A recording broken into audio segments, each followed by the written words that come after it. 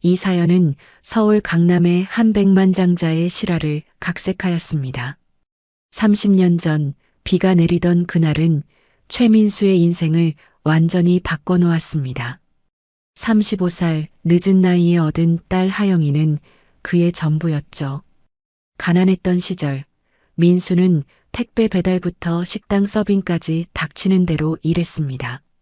그럼에도 아내 정미경과 하영에게 더 나은 삶을 주지 못하는 자신이 늘 부끄러웠습니다. 여보, 오늘도 늦게 들어오네요. 미경이 피곤한 얼굴로 말했습니다.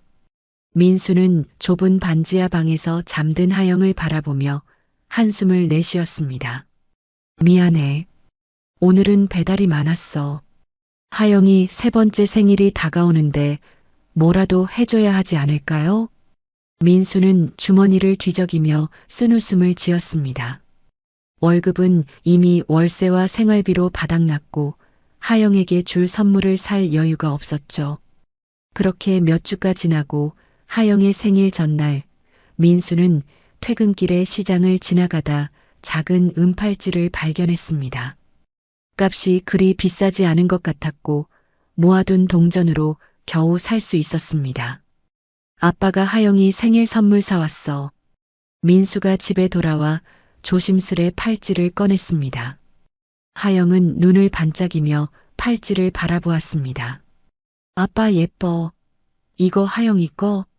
작은 손가락으로 팔찌를 가리키며 옹알이처럼 말했습니다. 작은 손목에 팔찌를 채워주는 순간 민수의 눈시울이 뜨거워졌습니다. 딸의 행복한 미소를 보는 것만으로도 모든 고단함이 사라지는 기분이었습니다. 하영은 그날부터 팔찌를 절대 빼지 않았고 예쁜 팔찌 하영이 팔찌하며 작은 손가락으로 자주 만지작거렸습니다. 그로부터 몇 개월 후 민수는 시장에서 나무를 팔고 있었습니다. 갑자기 하늘이 어두워지며 비가 쏟아지기 시작했죠. 사람들이 우산을 펴고 분주히 움직이는 와중에 민수는 잠시 하영에게서 눈을 뗐습니다. 하영아, 하영아. 민수의 다급한 목소리가 시장을 가득 채웠습니다. 하지만 아이는 보이지 않았습니다. 빗속에서 미친 듯이 딸을 찾아 헤맸지만 하영은 흔적도 없이 사라졌습니다. 바닥에 떨어진 작은 우산만이 하영이 있었다는 증거였죠. 경찰에 신고하고 전단지를 붙이고 주변을 수소문했지만 하영은 돌아오지 않았습니다. 민수와 미경의 관계도 점점 멀어졌습니다. 매일 밤 민수는 하영의 사진을 보며 눈물을 흘렸습니다. 내가 가난하지 않았더라면, 더 나은 곳에서 살았더라면. 자책과 후회가 그를 삼켰습니다. 그날 이후 민수는 결심했습니다. 돈을 벌어야 했습니다. 하영을 찾기 위해서라도 성공해야 했습니다. 그는 밤낮으로 공부하고 일했습니다. 작은 사업을 시작했고 예상치 못한 성공을 거두었습니다. 시간이 흐르면서 민수의 회사는 커졌고 그는 점점 더 많은 부를 쌓아갔습니다. 30년이 흐른 지금 최민수는 거대 기업 하영그룹의 회장이 되었습니다.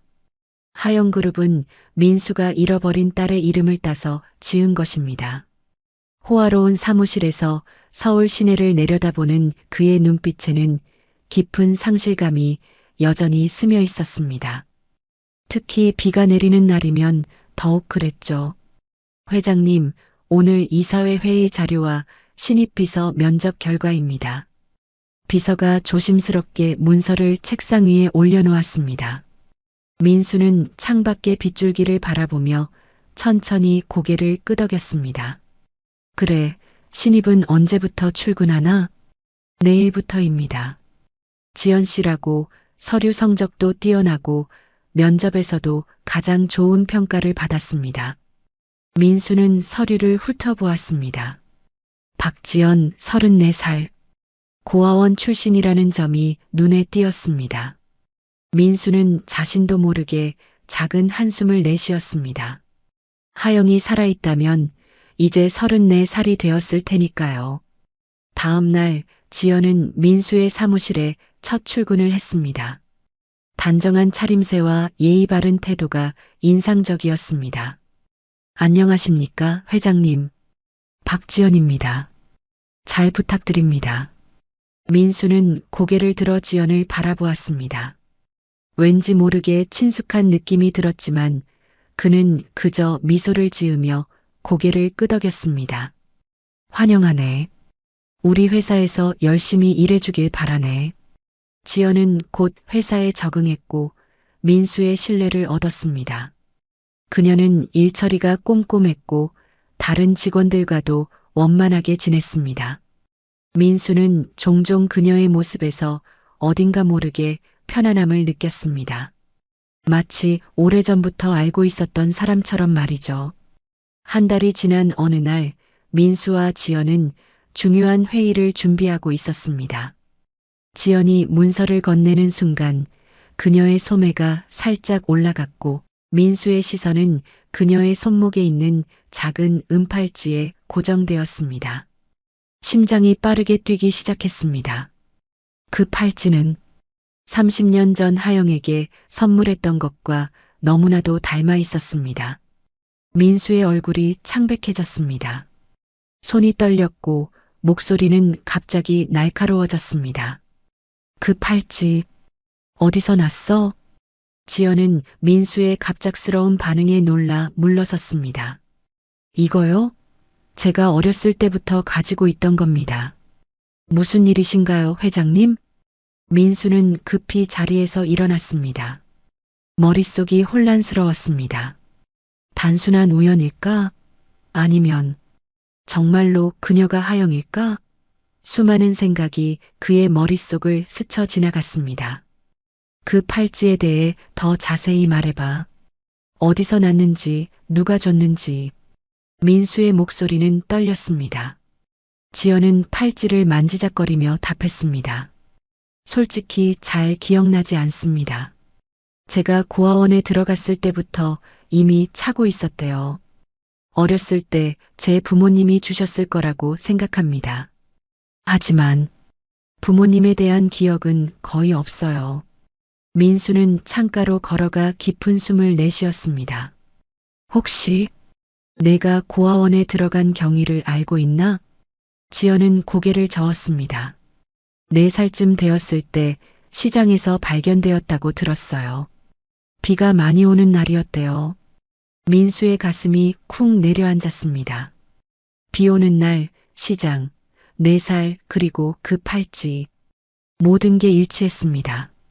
하지만 확신할 수는 없었습니다. 30년이란 세월이 흘렀으니까요. 미안하네, 갑자기 흥분해서. 그냥 내 팔찌가 내가 오래전에 잃어버린 중요한 물건과 비슷해서 그랬어. 민수는 억지로 미소를 지으며 말했습니다. 회의가 끝난 후 민수는 곧바로 사설 탐정을 불렀습니다. 박지연이라는 여성의 배경을 철저히 조사해주게.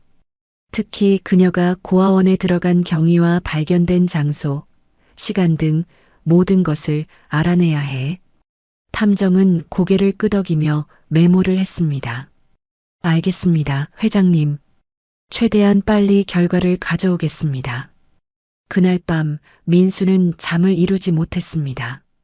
마음속에 희망과 두려움이 교차했습니다. 만약 지연이 정말 하영이라면 그토록 오랫동안 찾아 헤맸던 딸을 드디어 찾은 것일까요? 하지만 또 한편으로는 이 모든 것이 우연의 일치라면 또다시 상처받을 자신을 생각하니 두려웠습니다. 일주일 후 탐정은 박지연에 관한 조사 결과를 가져왔습니다. 민수는 떨리는 손으로 보고서를 받아들었습니다. 서류에는 지연이 2091년 봄 서울 망원시장 근처에서 발견되었다고 적혀 있었습니다. 당시 나이는 약 3살에서 4살 사이로 추정되었고 비가 쏟아지던 날이었다고 합니다. 특히 주목할 만한 점은 그녀가 발견될 당시 착용하고 있던 은팔찌에 대한 기록이었습니다. 이걸 봐주십시오, 회장님. 탐정이 낡은 사진 한 장을 꺼내 보여주었습니다. 고아원 초기 기록에 첨부된 사진입니다. 팔찌가 선명하게 보이네요. 민수는 사진을 바라보며 숨을 멈췄습니다. 그 팔찌는 틀림없이 그가 하영에게 주었던 것과 동일했습니다. 손가락으로 사진을 쓰다듬으며 그는 말했습니다. 더 확실한 증거가 필요해. DNA 검사를 할 수 있을까? 물론입니다. 하지만 박지연 씨의 동의가 필요할 겁니다. 민수는 잠시 생각에 잠겼습니다. 지연에게 어떻게 이 이야기를 꺼내야 할지 고민이 되었습니다. 갑자기 자신이 그녀의 아버지일 수도 있다고 말한다면 지연은 어떤 반응을 보일까요? 다음 날 민수는 지연을 개인 사무실로 불렀습니다. 창밖으로는 또다시 비가 내리기 시작했습니다. 운명의 장난처럼 느껴졌죠. 함께 지연 씨, 민수가 조용히 말했습니다. 지연은 긴장한 표정으로 의자에 앉았습니다. 무슨 일이신가요, 회장님? 민수는 깊은 숨을 들이마셨습니다. 내가 이상한 질문을 할 텐데 솔직히 대답해주면 고맙겠네. 혹시 어릴 때 기억 중에 가장 오래된 것이 뭔가? 지연은 잠시 생각에 잠겼습니다. 그녀의 눈동자가 흔들렸습니다. 확실하지는 않지만 비가 많이 오는 날이었어요. 누군가의 따뜻한 손을 잡고 있었던 것 같은데 그 다음엔 그녀는 말을 멈추고 고개를 저었습니다. 죄송합니다. 그 이상은 기억나지 않아요. 민수의 심장은 더 빠르게 뛰기 시작했습니다. 내 팔찌에 대해 물어봐도 될까? 혹시 뒷면에 뭔가 새겨져 있나? 지연은 놀란 표정으로 팔찌를 벗어 뒷면을 살펴보았습니다. 아주 작게 뭔가 새겨져 있는 것 같아요. 잘 보이지는 않지만 민수는 자리에서 일어나 지연의 곁으로 다가갔습니다. 그의 손이 떨렸습니다. 내가 볼 수 있을까? 지연은 팔찌를 건네주었고 민수는 그것을 받아 자세히 살펴보았습니다. 거기에는 아주 작게 하영에게 사랑을 담아라는 문구가 새겨져 있었습니다. 30년이 지났지만 그 글씨는 여전히 선명했습니다. 민수의 눈에서 눈물이 흘러내렸습니다. 그는 천천히 자신의 책상으로 돌아가 서랍에서 낡은 사진첩을 꺼냈습니다. 떨리는 손으로 페이지를 넘겨 하영의 세 번째 생일 사진을 찾았습니다. 거기에는 작은 하영이 은팔찌를 차고 환하게 웃고 있었습니다. 지연 씨, 민수는 목이 메어 말을 잇지 못했습니다. 내가 30년 전에 딸을 잃어버렸네. 이름은 하영이었어. 그날도 비가 많이 왔었지.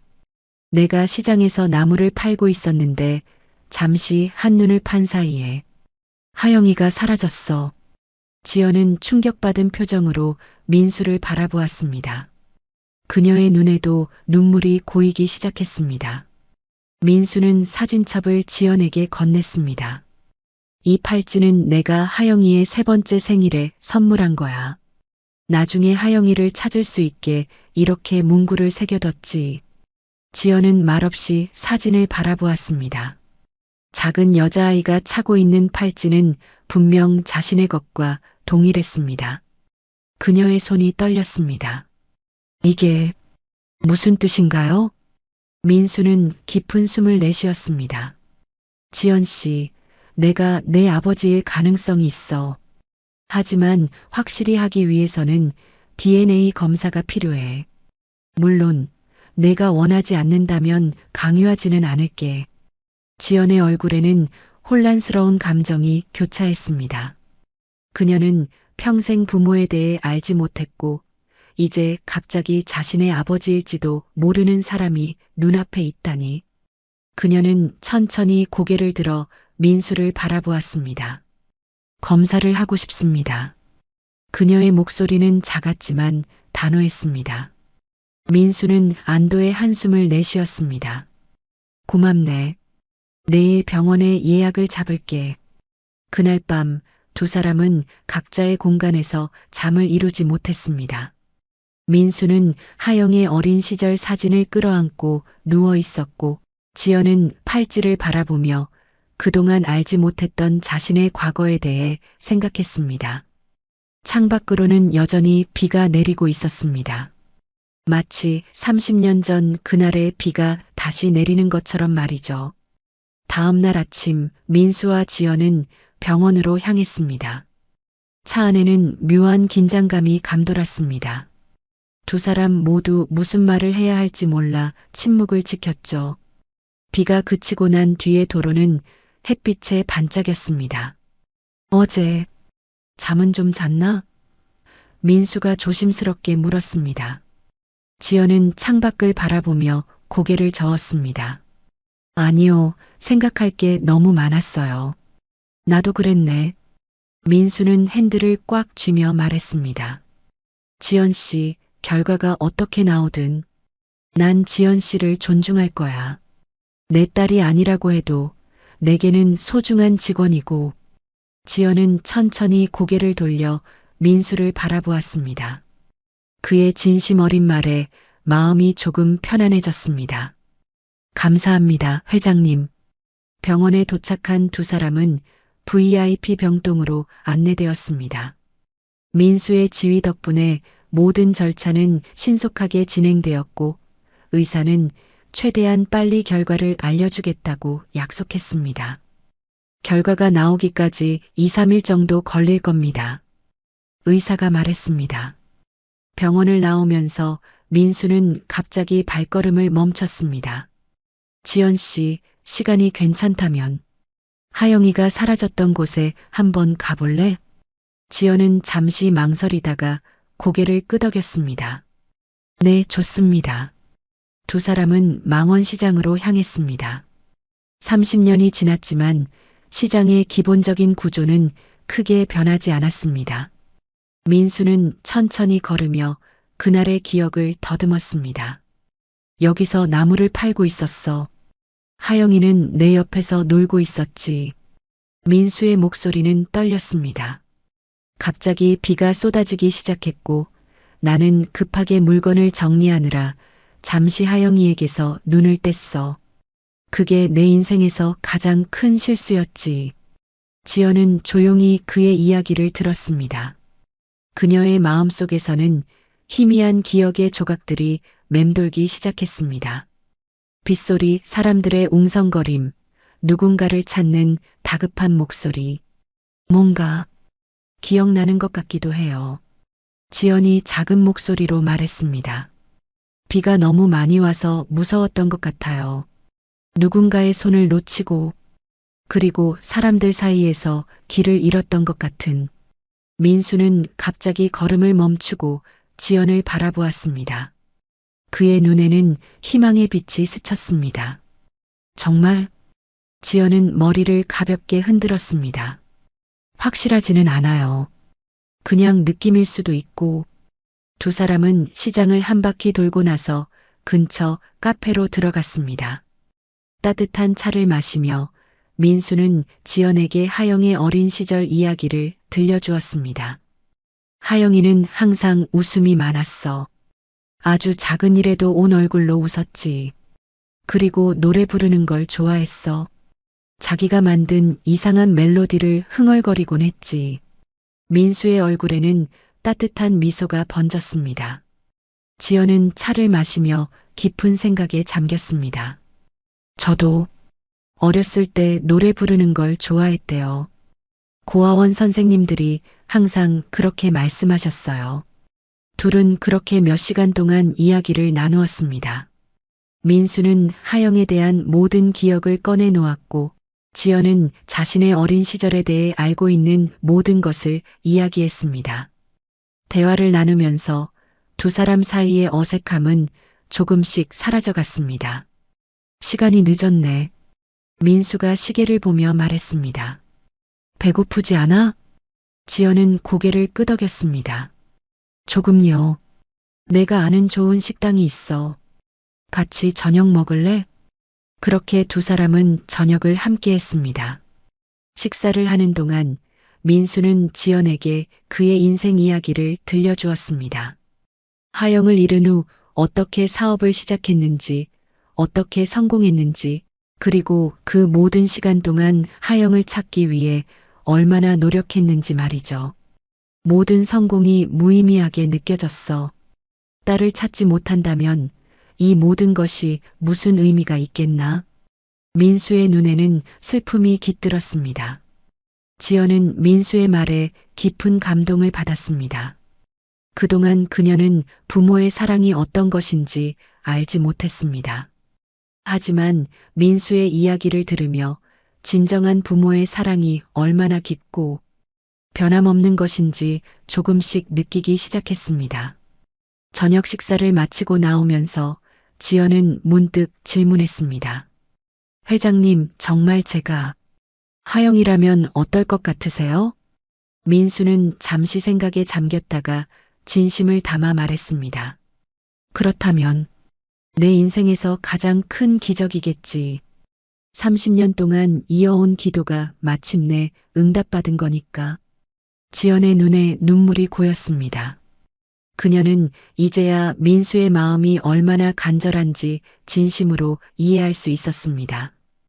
두 사람은 각자의 집으로 돌아갔지만 그날 밤 둘 다 쉽게 잠들 수 없었습니다. 마음속에는 기대와 두려움, 그리고 희망이 교차했으니까요. DNA 검사 결과가 나오기까지의 시간은 마치 영원처럼 느껴질 것 같았습니다. 이틀 후 민수의 휴대폰이 울렸습니다. 발신자는 병원이었습니다. 그의 심장은 더 빠르게 뛰기 시작했습니다. 떨리는 손으로 전화를 받았습니다. 최민수 씨 맞으십니까? DNA 검사 결과가 나왔습니다. 직접 방문해서 확인하시는 게 좋을 것 같습니다. 민수는 깊은 숨을 내쉬었습니다. 네, 알겠습니다. 지금 바로 가겠습니다. 그는 즉시 지연에게 전화를 걸었습니다. 지연 씨, 병원에서 연락이 왔어.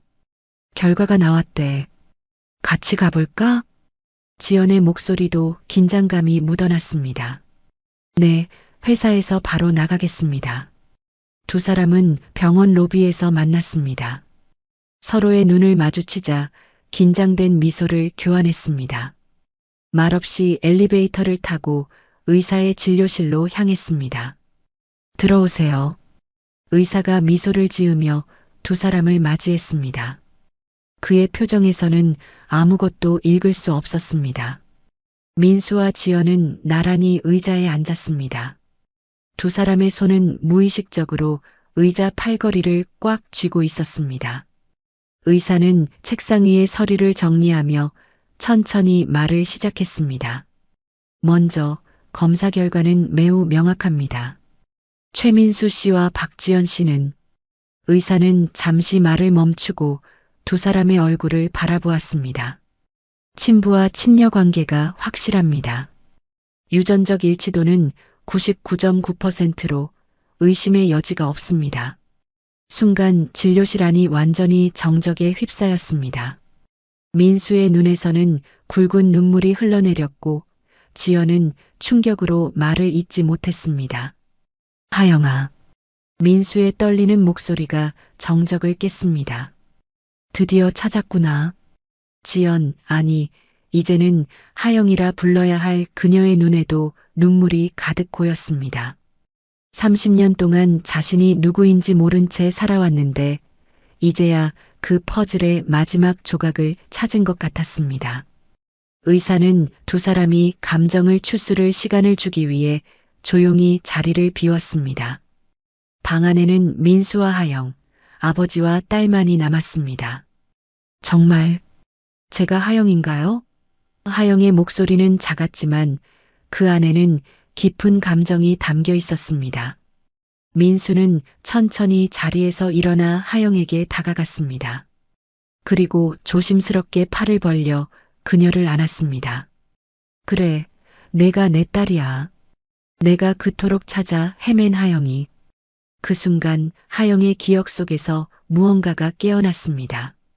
따뜻한 품에 안겨있던 느낌, 누군가가 자신의 이름을 부르며 웃던 모습. 그것은 희미했지만 분명히 존재하는 기억이었습니다. 아, 아빠. 하영은 처음으로 그 단어를 내뱉었습니다. 30년 동안 한 번도 부르지 못했던 그 단어가 마침내 그녀의 입에서 흘러나왔습니다. 민수는 더 이상 감정을 억누르지 못하고 오열했습니다. 30년의 기다림과 슬픔, 그리고 마침내 찾은 딸에 대한 기쁨이 한꺼번에 터져 나왔습니다. 두 사람은 오랫동안 그렇게 서로를 아는 채 눈물을 흘렸습니다. 말이 필요 없는 순간이었습니다. 민수는 하영의 머리를 쓰다듬으며 계속해서 중얼거렸습니다. 미안해. 정말 미안해. 그날 내 손을 놓치지 말았어야 했는데. 하영은 고개를 저었습니다. 아니에요. 아빠의 잘못이 아니었어요. 아무도 그날 일을 예상할 수 없었잖아요. 두 사람이 진정된 후 의사가 다시 들어와 몇 가지 서류를 전달했습니다. 그들은 병원을 나와 근처 공원으로 향했습니다. 봄날의 따스한 햇살이 두 사람을 비추고 있었습니다. 벤치에 앉아 민수는 하영에게 지난 30년 동안 있었던 일들을 더 자세히 이야기했습니다. 하영의 어머니인 미경이 얼마나 오랫동안 슬퍼했는지, 그리고 결국 상처를 이기지 못하고 민수와 이혼했다는 사실도 알려주었습니다. 어머니는 지금 어디 계세요? 하영이 조심스럽게 물었습니다. 민수의 눈빛이 잠시 어두워졌습니다. 15년 전에 돌아가셨어. 끝까지 널 그리워하셨지. 하영은 한 번도 만난 적 없는 어머니를 생각하며 눈물을 흘렸습니다. 정말 만나고 싶었을 텐데. 민수는 하영의 손을 꼭 잡았습니다. 내 어머니는 항상 내가 어딘가에서 행복하게 살고 있을 거라고 믿었어. 그것이 그녀에게 유일한 위안이었지. 두 사람은 오랫동안 이야기를 나누었습니다. 하영은 자신이 고아원에서 어떻게 지냈는지, 학교에서 어떤 학생이었는지, 그리고 어떻게 민수의 회사에 지원하게 되었는지 말해주었습니다. 신기하네요. 수많은 회사 중에서 하필 아빠의 회사에 지원하다니. 하영이 미소를 지으며 말했습니다.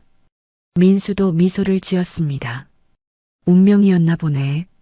30년이 걸렸지만 결국 우리는 다시 만나게 되었으니까.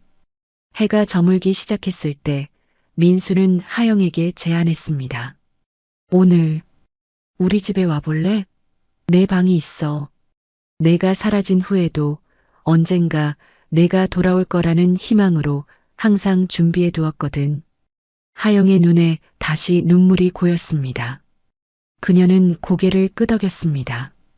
네, 가고 싶어요. 아빠. 민수의 집은 강남에 위치한 고급 펜트하우스였습니다. 넓은 거실과 탁 트인 전망이 인상적이었지만 하영의 눈길을 사로잡은 것은 벽에 걸린 사진들이었습니다. 그곳에는 어린 하영의 사진들이 가득했습니다. 3살 생일 파티에서 찍은 사진, 공원에서 놀던 모습, 아이스크림을 먹으며 환하게 웃던 순간들. 이 사진들을 모두 간직하고 계셨어요? 하영이 놀라움을 감추지 못하며 물었습니다. 민수는 부드러운 미소를 지었습니다. 그래. 너를 찾을 때까지 결코 포기하지 않겠다는 나만의 약속이었어. 하영은 천천히 사진들을 하나하나 살펴보았습니다. 그녀는 자신의 과거를 마주하고 있었습니다. 처음 보는 얼굴이지만 어딘가 모르게 친숙한 느낌이 들었습니다. 이쪽으로 와봐. 민수가 복도 끝에 있는 방으로 하영을 안내했습니다.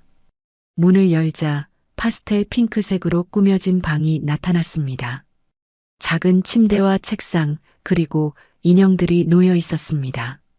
마치 시간이 멈춘 것처럼 모든 것이 어린 소녀의 방 그대로였습니다. 내가 사라진 후에도 이 방은 항상 이렇게 유지했어. 처음에는 내가 금방 돌아올 거라고 생각했거든. 그리고 나중에는 이 방이 내게 너와의 유일한 연결고리였으니까. 민수의 목소리가 떨렸습니다. 하영은 방 안으로 들어가 침대에 앉았습니다.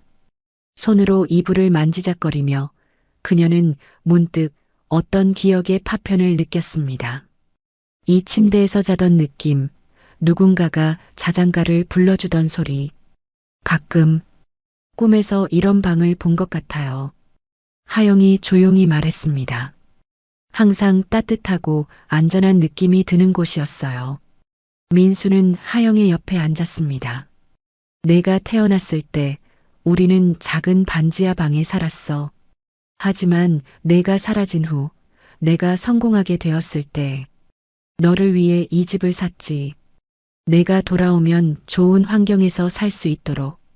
두 사람은 이야기를 나누며 밤이 깊어가는 줄도 몰랐습니다.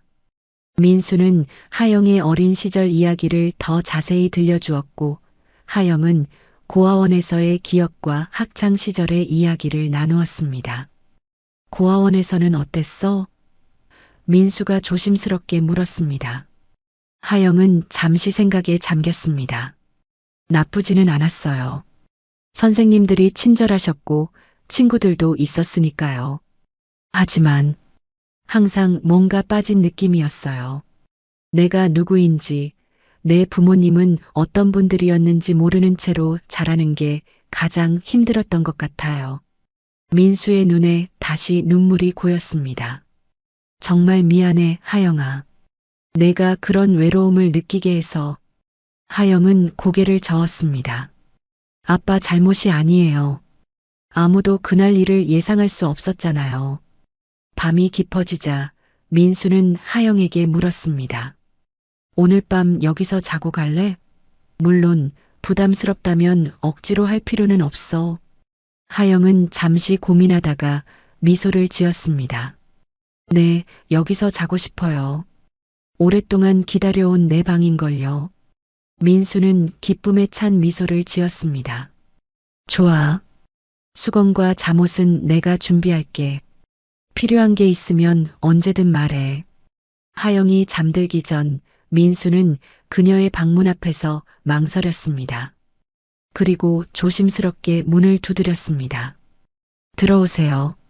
하영의 목소리가 들렸습니다. 민수는 문을 열고 안으로 들어갔습니다. 하영은 이미 침대에 누워 있었습니다. 불편한 건 없니? 민수가 물었습니다. 하영은 고개를 저었습니다.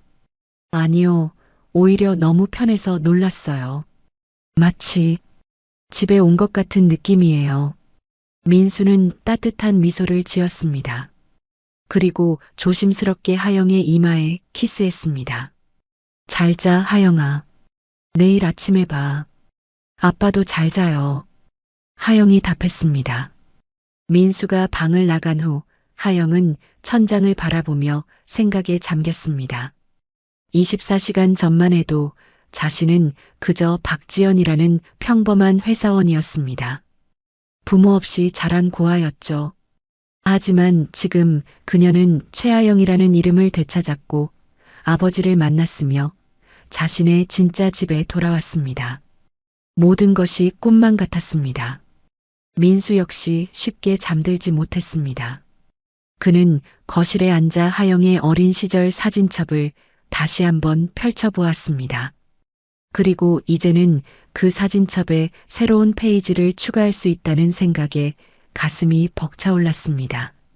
아침이 밝았을 때 민수는 일찍 일어나 아침 식사를 준비했습니다. 하영이 좋아했던 음식들을 기억해내려고 노력했지만 사실 30년이 지난 지금 그녀의 취향이 어떻게 변했을지는 알 수 없었습니다.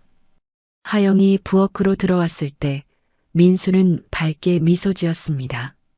잘 잤어? 하영은 고개를 끄덕였습니다. 네, 오랜만에 정말 편하게 잤어요.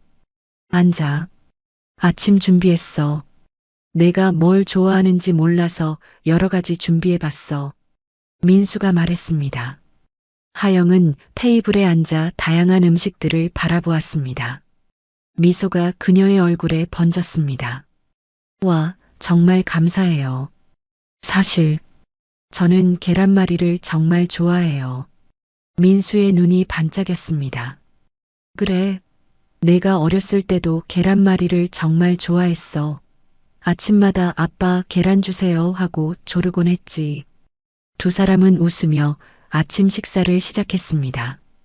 어색함은 점점 사라지고 대화는 더 자연스러워졌습니다. 마치 오랫동안 함께 살아온 가족처럼 말이죠.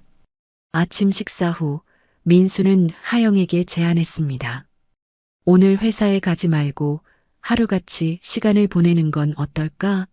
30년이나 기다렸는데 하루쯤은 쉬어도 되지 않을까? 하영은 미소를 지으며 고개를 끄덕였습니다. 좋아요. 저도 그러고 싶었어요. 민수는 손바닥을 마주쳤습니다. 좋아. 그럼 어디에 가고 싶어? 하영은 잠시 생각에 잠겼습니다. 어렸을 때 자주 가던 곳이 있나요? 제 기억 속에 남아있을 만한 장소요. 민수의 눈이 반짝였습니다. 내가 정말 좋아했던 곳이 있어. 한강공원이야. 주말마다 너를 데리고 가서 자전거도 태워주고 피크닉도 했었지. 그럼 거기 가볼까요? 하영이 기대에 찬 목소리로 물었습니다. 두 사람은 한강공원으로 향했습니다. 봄날의 따스한 햇살이 강물 위에 반짝이고 있었습니다. 민수는 하영의 어린 시절 이야기를 계속 들려주었습니다. 여기서 내가 처음으로 자전거 타는 법을 배웠어. 넘어져서 무릎에 상처도 났었지만 넌 울지 않고 다시 일어나 계속 도전했어. 민수가 자랑스러운 미소를 지으며 말했습니다. 하영은 강변을 따라 걸으며 주변을 유심히 살펴보았습니다. 어딘가 모르게 친숙한 느낌이 들었습니다. 이상하게도 여기 오니까 편안한 느낌이 들어요. 마치 몸이 기억하고 있는 것 같아요. 그들은 벤치에 앉아 한강을 바라보았습니다. 민수는 하영에게 물었습니다. 앞으로 어떻게 하고 싶어? 물론 천천히 생각해도 돼. 갑작스러운 변화가 너에게 부담이 될 수도 있으니까. 하영은 깊은 숨을 내쉬었습니다. 아직 잘 모르겠어요. 모든 게 너무 갑작스러워서. 하지만 한 가지 확실한 건 아빠와 더 많은 시간을 보내고 싶다는 거예요. 30년의 시간을 어떻게 한 번에 따라잡을 수 있을까요? 민수는 하영의 손을 부드럽게 잡았습니다. 천천히 해도 괜찮아. 우리에게는 이제 시간이 많으니까. 그리고 내가 원한다면 언제든지 우리 집으로 이사해도 돼. 내 방은 항상 준비되어 있으니까. 하영의 눈에 눈물이 고였습니다. 정말 감사해요. 조금 시간을 두고 생각해 볼게요. 두 사람은 한강변을 따라 천천히 걸었습니다. 잠시 후 하영이 물었습니다. 아빠 혹시 어머니에 대해 더 자세히 말해줄 수 있나요? 민수의 표정이 잠시 어두워졌습니다. 내 어머니는 정말 아름다운 사람이었어. 너를 너무나 사랑했지. 내가 사라졌을 때 그녀도 나만큼이나 괴로워했어. 하지만 나는 내 슬픔에 너무 갇혀서 그녀를 제대로 위로해주지 못했어. 하영은 조용히 듣고 있었습니다. 민수는 계속해서 말했습니다. 결국 우리는 이혼했어. 내가 사업에 모든 것을 쏟아붓고 점점 더 내 어머니와 멀어졌거든. 그녀는 15년 전에 병으로 세상을 떠났어.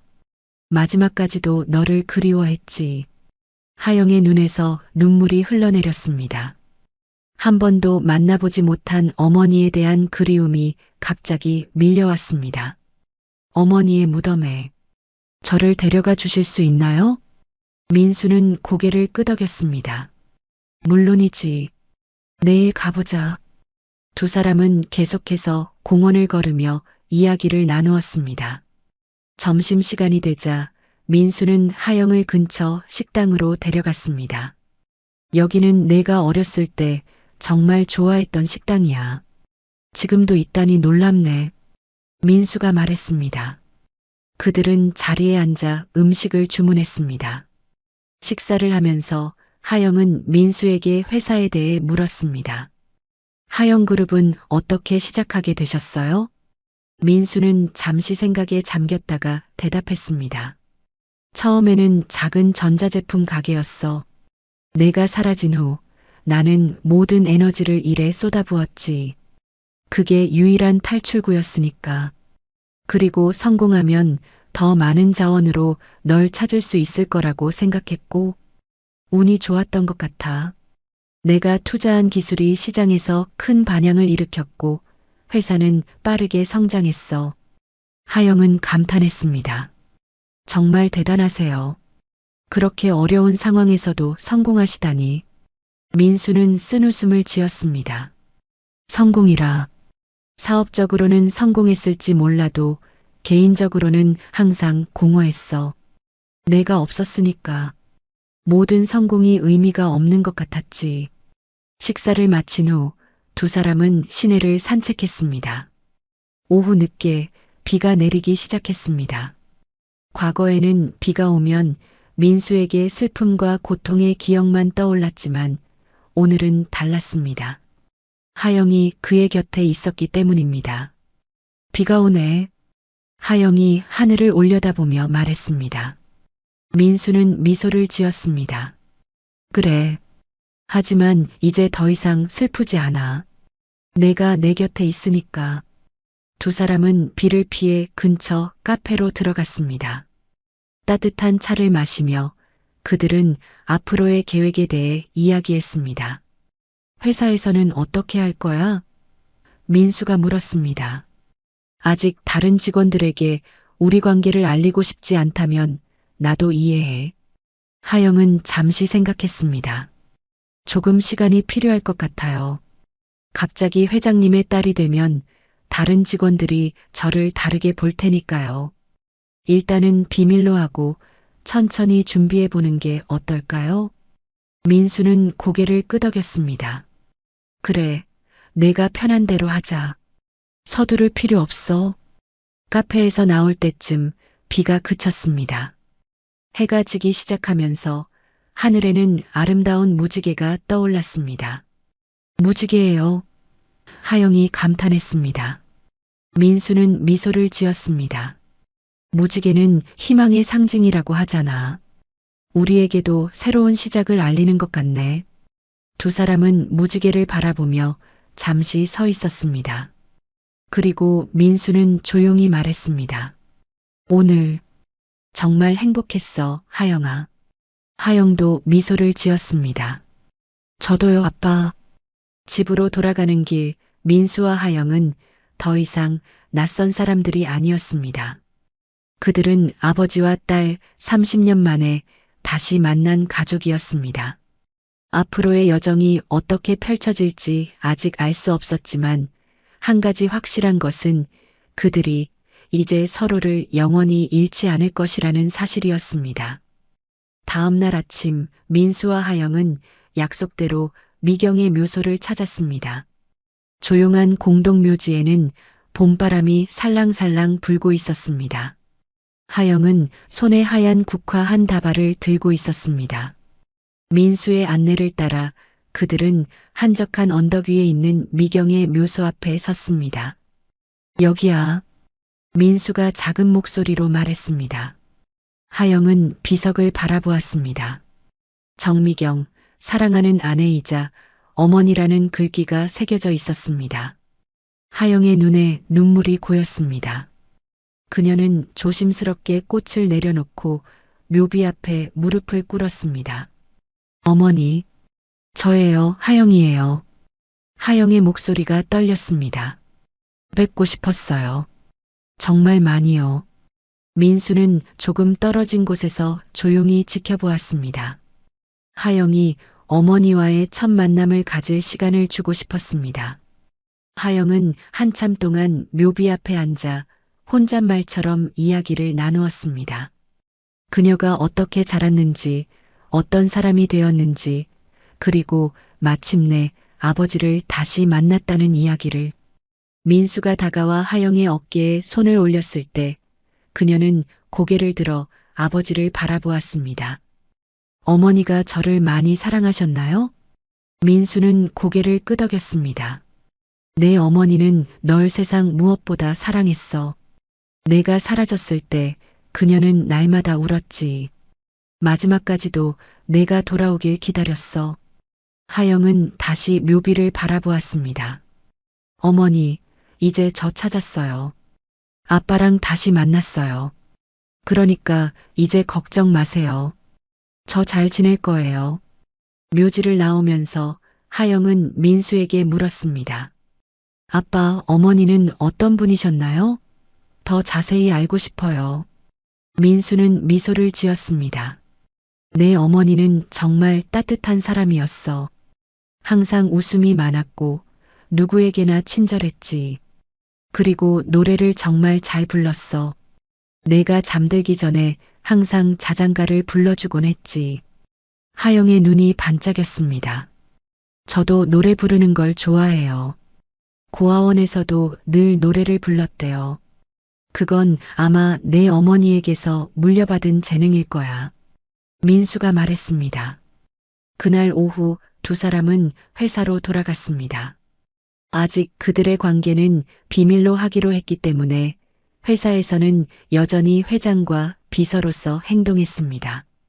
하지만 이제 그들 사이에는 더 깊은 이해와 애정이 흐르고 있었습니다. 일주일이 지나고 하영은 중요한 결정을 내렸습니다. 그녀는 민수의 제안을 받아들여 그의 집으로 이사하기로 한 것입니다. 주말에 그녀는 자신의 작은 원룸에서 짐을 정리했습니다. 많지 않은 짐이었지만 그 안에는 그녀의 삶이 고스란히 담겨 있었습니다. 이게 다야? 민수가 상자 몇 개를 보며 물었습니다. 하영은 쑥스럽게 웃었습니다. 네. 항상 간소하게 살았거든요. 고아원에서의 습관인 것 같아요. 민수는 하영의 짐을 차에 실으며 생각했습니다. 그의 딸은 물질적으로 풍요롭지 않은 삶을 살았지만 그럼에도 불구하고 따뜻하고 밝은 사람으로 자랐습니다. 그것만으로도 그는 감사함을 느꼈습니다. 하영이 민수의 집, 이제는 그녀의 집이기도 한 곳에 짐을 풀면서 새로운 장이 시작되는 느낌이었습니다. 그녀는 아직도 가끔 모든 것이 꿈만 같다고 느꼈습니다. 평생 동안 부모의 사랑을 그리워했던 그녀가 이제 아버지를 찾고 가족을 되찾았으니까요. 어색하지 않아? 민수가 하영의 방에 들어와 물었습니다. 하영은 고개를 저었습니다. 처음에는 조금 그랬지만 이상하게도 이제는 정말 집에 온 것 같은 느낌이 들어요. 민수는 미소를 지었습니다. 그래, 이게 내 집이야. 항상 그래왔고 앞으로도 그럴 거야. 저녁에 두 사람은 함께 식사를 준비했습니다. 하영은 요리를 잘했고 민수는 그녀의 솜씨에 감탄했습니다. 누구한테 요리를 배웠어? 민수가 물었습니다. 하영은 채소를 썰며 대답했습니다. 고아원 원장님께요. 제가 어릴 때부터 요리에 관심이 많았거든요. 원장님이 주말마다 저한테 요리를 가르쳐 주셨어요. 민수는 문득 자신이 하영의 삶에서 얼마나 많은 순간을 놓쳤는지 깨달았습니다. 그녀의 첫 학교 생활, 첫 친구, 첫사랑. 그 모든 순간에 자신이 없었다는 사실이 가슴 아팠습니다. 하영아, 혹시 내가 물어봐도 될까? 내 첫사랑은 언제였어? 민수가 조심스럽게 물었습니다. 하영은 잠시 손을 멈추고 생각에 잠겼습니다. 고등학교 때요. 그 애는 반장이었는데 저한테 항상 친절했어요. 하지만 고백은 못했어요. 너무 부끄러워서. 민수는 미소를 지었습니다. 그랬구나. 혹시 지금 만나는 사람은 있어? 하영은 고개를 저었습니다. 아니요. 일에 집중하느라 연애할 시간이 없었어요. 그들은 계속해서 하영의 과거에 대해 이야기를 나누었습니다. 민수는 딸의 삶을 조금씩 알아가며 놓쳤던 시간을 조금이나마 따라잡으려고 노력했습니다. 한 달이 지나자 민수와 하영은 그들의 관계를 회사에 공개하기로 결정했습니다. 민수는 임원회의를 소집했고 하영도 그 자리에 함께했습니다. 여러분, 오늘 중요한 발표가 있습니다. 민수가 회의실에서 말했습니다. 박지연 씨는 사실 제 딸입니다. 30년 전에 잃어버렸던 제 딸, 최하영이죠. 임원들의 얼굴에는 충격과 놀라움이 역력했습니다. 민수는 간략하게 그들의 이야기를 설명했고 하영을 회사의 일원으로서뿐만 아니라 가족으로서도 존중해 줄 것을 당부했습니다. 뉴스는 빠르게 회사 전체에 퍼졌고 하영을 바라보는 시선이 달라졌습니다. 처음에는 어색했지만 하영은 곧 적응했습니다. 그녀는 여전히 열심히 일했고 자신의 위치를 이용하려 하지 않았습니다. 오히려 더 많은 책임감을 느끼게 되었죠. 민수는 하영에게 회사의 일부를 맡기기 시작했습니다. 그녀는 뛰어난 능력을 보여주었고 직원들의 신뢰도 얻었습니다. 민수는 자신의 딸이 이렇게 성장한 모습을 보며 더할 나위 없이 자랑스러웠습니다. 빗물처럼 흘러가 버린 30년의 시간은 돌이킬 수 없었지만 민수와 하영은 남은 시간을 소중히 여기며 함께 새로운 추억을 쌓아갔습니다. 그들은 주말마다 여행을 떠났고 함께 식사를 하며 서로의 하루를 나누었습니다. 특히 비가 오는 날이면 두 사람은 창가에 앉아 차를 마시며 이야기를 나누었습니다. 한때는 슬픔과 상실의 상징이었던 비가 이제는 그들에게 특별한 의미를 가지게 되었습니다. 그것은 그들을 갈라놓았던 순간이자 다시 만나게 해준 인연의 시작점이었으니까요. 어느 비 오는 날 저녁, 민수는 하영에게 물었습니다. 후회하는 건 없니? 갑자기 모든 게 바뀌어서. 하영은 창밖의 빗방울을 바라보며 미소를 지었습니다. 아니요. 오히려 감사해요. 마침내 제가 누구인지 어디서 왔는지 알게 되었으니까요. 그리고 그녀는 아버지를 바라보았습니다. 당신 같은 아버지를 만나게 되어 정말 행복해요. 민수의 눈에 눈물이 고였습니다. 그는 하영의 손을 꼭 잡았습니다. 고마워, 하영아. 내가 내 딸이어서 정말 자랑스러워. 빗소리를 배경으로 아버지와 딸은 조용히 웃음을 나누었습니다. 30년의 시간이 흘렀지만 그들의 인연은 결코 끊어지지 않았습니다. 오히려 더 깊고 단단해졌습니다. 이제 그들 앞에는 새로운 삶, 함께하는 삶이 펼쳐져 있었습니다. 과거의 슬픔을 뒤로하고 희망찬 미래를 향해 나아갈 시간이었습니다. 빗방울이 창에 부딪히는 소리가 마치 음악처럼 들렸습니다. 그 음악 속에서 민수와 하영은 30년의 기다림이 끝나고 새롭게 시작된 그들의 이야기를 계속해 나갈 것입니다. 끝없는 사랑과 함께